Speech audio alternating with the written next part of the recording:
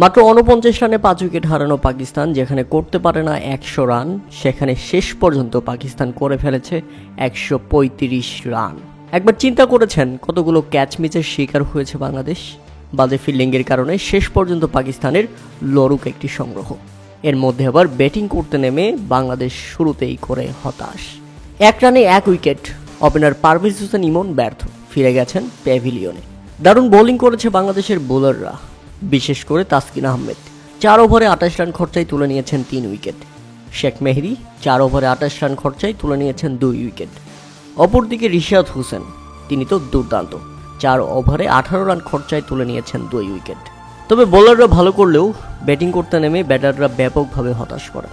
পারভেজ হোসেন ইমনের পর ওয়ান ডাউনে খেলতে আসা তাওহিদ হৃদয় ১০ বলে ৫ রান করে নিজের উইকেটটা বিলিয়ে দিলে বাংলাদেশ ২৩ রানের মধ্যেই হারিয়ে ফেলে ২ উইকেট।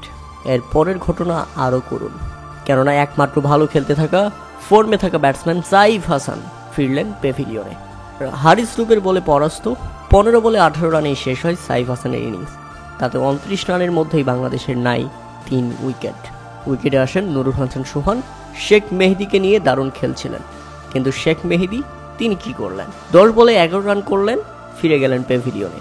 ৪০ রানের মধ্যেই বাংলাদেশ হারিয়ে ফেলল ৪টি উইকেট। এরপর শেষ ১০ ওভারে বাংলাদেশের সংগ্রহ ৪ উইকেটে ৫৮ রান।